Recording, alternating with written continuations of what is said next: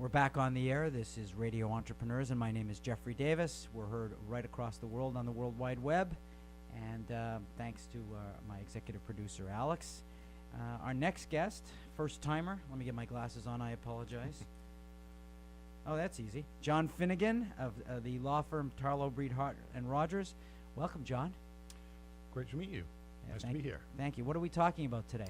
We're going to talk about bankruptcy and how it concerns business owners. Well, bankruptcy. There's a lot of talk for me recently about bankruptcy that it's been kind of sleepy the last few years, but it may decide to wake itself, the bear. That's right. I know that with the Fed depressing interest rates for a long time, corporate bankruptcies could be on the rise shortly. In 2005, the bankruptcy code changed, so a lot of individual filers didn't have the opportunity to file Chapter 13s, which are reorganizations after that point, and there was a rush to file Chapter 7s prior to the code changes. The 5 years have passed now, so those people that have filed for Chapter 7s can now refile.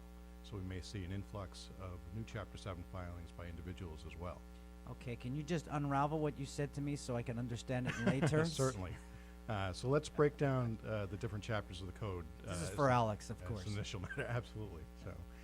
So there's a number of sections of the Bankruptcy Code. Chapter 7, Chapter 11, and Chapter 13 are the most common sections that you'll see. Right. They're odd numbers because some say that bankruptcy is an odd practice area. Chapter 7 is basically a liquidation of debts. Any assets that the non-exempt assets that the debtor may have get liquidated, and the creditors get paid a pro rata percentage of whatever is liquidated by the Chapter 7 trustee.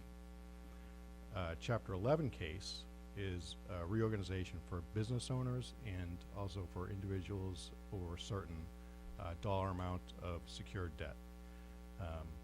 Most of the large Chapter 11 cases you'll see will be filed down in Delaware and the Southern District of New York because they're very corporate debtor favored.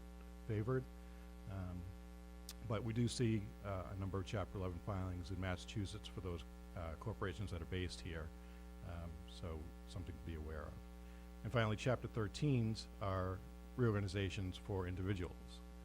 So basically, an individual will file, he'll circulate a plan that provides for payment of secured creditors generally in full, and the unsecured creditors will get a pro rata percentage of whatever's left over from their available income.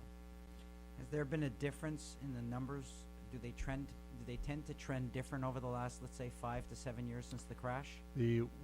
As I had mentioned, we'd seen in 2005 there was an influx of Chapter 7 filings, and there was after the 2005 changes, the numbers flipped from the majority of Chapter 7s to the majority of Chapter 13s. We've seen a reversal of that after the economic downturn. So for individuals, you'll see more Chapter 7s these days than 13s. In Massachusetts, we've actually done fairly well in terms of looking at the rest of the country because we have a strong economic base here, but we're still going to be affected by the changes that we'll see globally coming down the road, and we may see, as I mentioned, a higher number of filings after this